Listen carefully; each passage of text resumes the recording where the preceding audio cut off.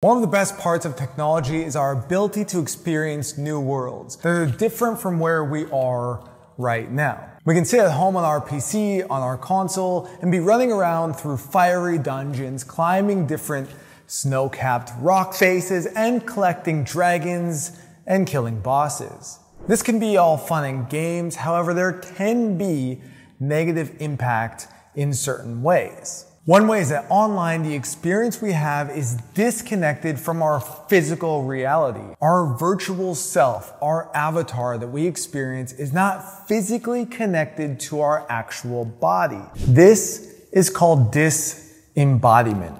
We get to be whoever we want to be, and we get to see through their eyes and feel as if we are that character. When we are online, we train ourselves to tune out what our physical body needs, and we tune in to what our character needs. This makes us better players, totally focused on succeeding in the game. There are consequences though to spending so many hours inhabiting a self that is outside our physical body.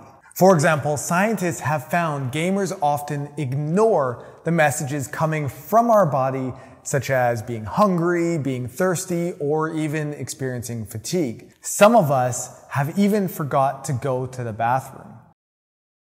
Over time, we can become disconnected from taking care of those needs and from sensing what our bodies are even telling us. Our human brains have evolved over millions of years to solve problems in our immediate surroundings and to teach us how to handle them through our five senses. Our bodies and brains are always scanning our immediate environment without us realizing to tell us how to respond to other people, to what they say, to what their body language communicates, to take care of threats to our self-esteem, to our safety, and how to achieve our goals. When we're paying attention to the online self and suppressing the signals coming from our own body about our actual environment, we lose out on the learning that happens from interacting with people in the real world. For example, we lose practice in reading body language, reading thousands of subtle cues and micro-expressions that flash across people's faces and how they hold their bodies when they speak to us.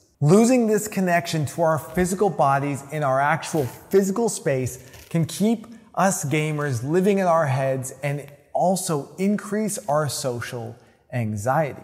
Disembodiment stops players from real-life experiences, real-life challenges, and movement our bodies need to develop real-world skills. We don't get practice understanding our own emotions or other people's, and then we may even feel more isolated because of it. There are many problems from disembodiment, from relationships with others, poor physical and emotional health, and struggling with work or school. And these are all being directly caused by gamers who play excessively. These negative consequences do get worse, and they don't just fix themselves unless we take action to change our habits. So to protect yourself from this, or to bounce back if you notice it's occurring already, here are a few keys to keep in mind. Number one, get outside in nature. You need that fresh air, that sunshine, and that connection with your physical body.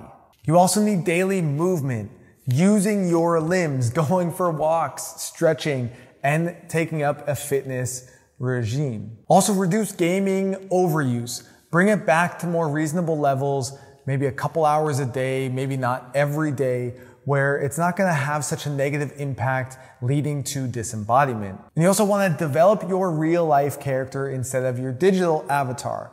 What are the real life goals that you're pursuing? What about your real life identity? What about your real life self-esteem? All four of these areas are really important for you to be able to live your best life, to not just feel like you're living in your head all the time, and ultimately to have a balance in your well-being. Whether you decide to play video games or eliminate them altogether, making sure that you're living in the physical world, using your body, and experiencing nature is absolutely crucial to live a great life. So let me know in the comments below what you think. Have you felt like gaming led you to live in your head? And if you're new here, hit that subscribe button. I'll talk to you guys soon. All right, peace.